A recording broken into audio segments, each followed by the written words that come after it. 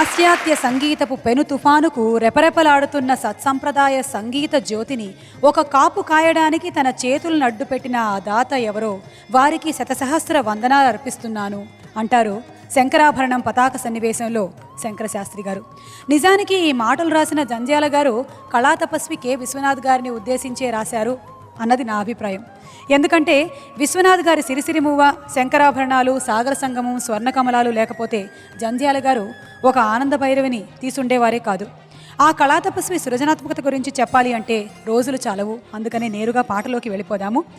సిరివెన్నెల గారు రాయగా ఇళయరాజా గారి స్వరకల్పనలో బాలు గారు, జానకమ్మ గారు ఆలపించిన స్వర్ణకమలం గీతంతో ఇప్పుడు మన ముందుకు వస్తున్నారు బాలు గారు, అలాగే మేటి గాయనీమణి కల్పన.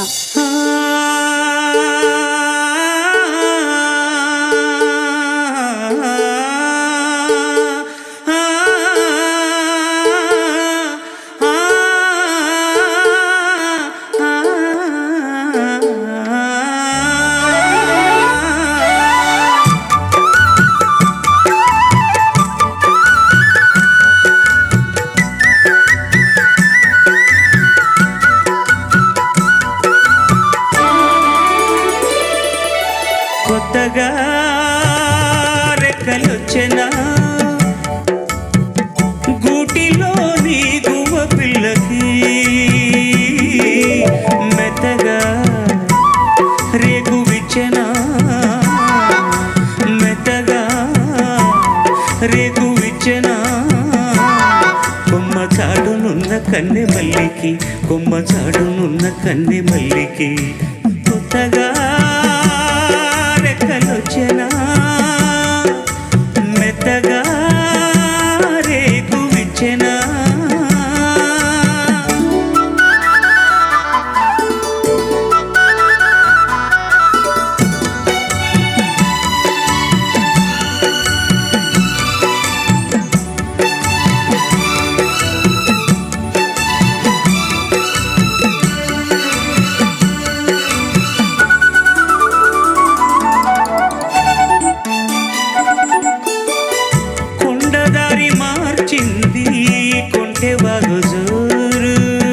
కురుకులెన్నో నేర్చింది కలికి ఏటి నీరు,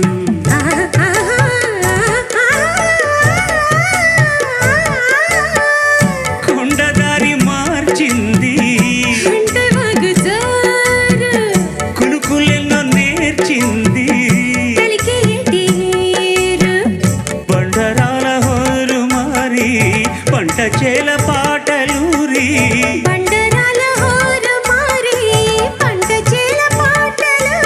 మేఘాల రాగాల మాగాడి ఊగేలా సిరిచిందు లేసింది, కనివిందు చేసింది. కొత్తగా రెక్కలొచ్చెనా, మెత్తగా రేకు విచ్చెనా.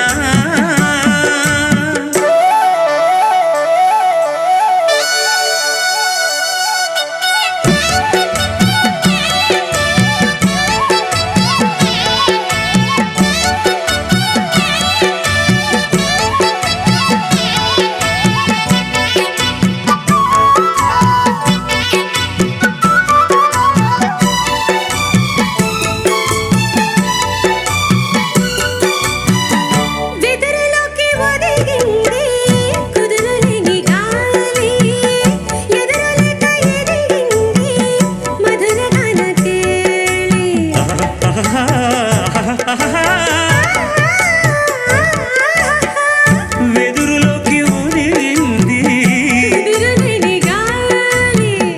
ఎదురులేక ఎదిగింది, భాషలోన రాయలేని రాసలీల రేయిలోని,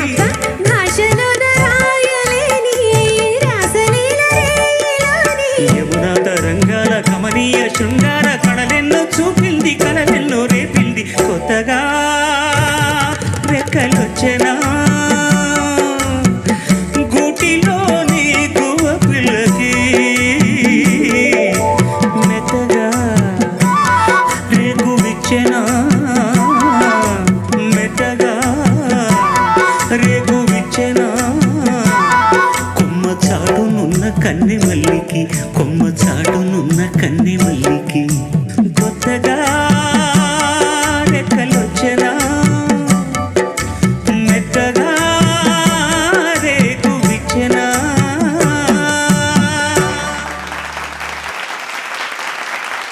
ఎన్నిసార్లు ఏ పాట పాడినా మాకు కొత్తగానే వినిపిస్తుంది.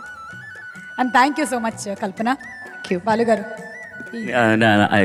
అసలే ఎక్కువ వ్యాఖ్యానం అక్కర్లేదు అనుకున్నాను, కానీ ఈ పాట పాడుతున్నప్పుడు ఆర్కెస్ట్రేషన్ వింటున్నప్పుడు అది మా అమ్మాయికి కూడా అదే చెప్తూ వచ్చాను నేను. ఇది యాక్చువల్గా రాసిన తర్వాత ట్యూన్ చేసింది, ఎవరు నమ్మరు, ఇది ట్యూన్కి రాసినట్టు ఉంటుందన్నమాట. మధ్యలో ఒక చిన్న మార్పుతో తప్పించి భీంప్లాస్ రాగంలో చేసిన పాట, కానీ అదే భీంప్లాస్ రాగం మేము ఎవరు కంపోజ్ చేసినా ఎక్కడో ఒక చోట ఒక పడికెట్టు స్వరం ఎవరో చేసింది వస్తుంది, కానీ వాడు ముట్టుకుంటే మాత్రం రాగానికి ఎందుకో ఒక కొత్తగానే ఉంటుంది వాడి రాగం.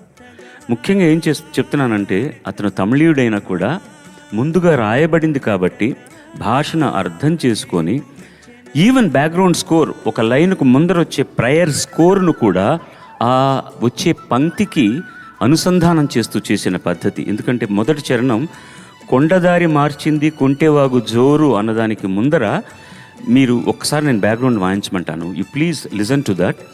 Sir please play the second music.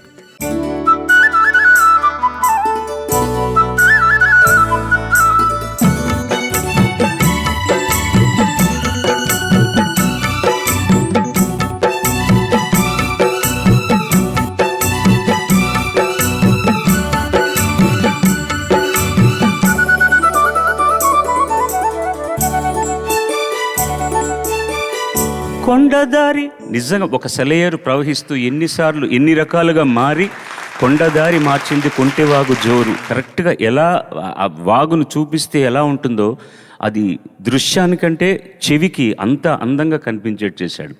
Next చరణంలో ఆయన రాసింది ఏంటంటే వెదురులోకి ఒదిగింది కుదురులేని గాలి. అద్భుతమైన పదప్రయోగం సీతారామ శాస్త్రి చేసింది. ముందు శబ్దం కూడా, వెదురులోకి ఒదిగింది కుదురులేని గాలి, ఎదురులేక ఎదిగింది మధురగాన కేళి. ఈ వెదురులోకి కుదురులేని గాలి ఎలా ఒదుగుతుంది అనడానికి you have to definitely woodwinds మీదే, అంటే ఫ్లూట్ మీదే చేయాలి. ఫ్లూట్ మీద తీసుకొచ్చి దాంట్లో షెహనాయిని కలిపి then he finishes with violence. రాగానే వెదురులోకి అనంగానే అసలు బ్యాక్గ్రౌండ్ ఎక్కడ స్టార్ట్ అవుతుందో మీరు చూడండి. 1 2 3 4.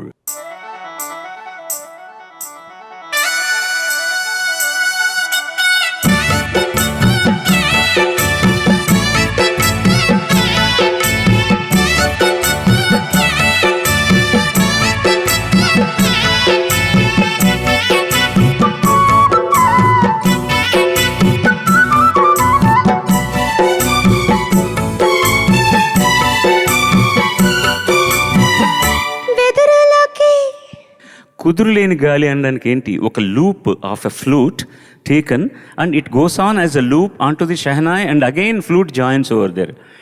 What is the loop, only loop of the flute please? 1 2 3 4. That goes on for ever and other things.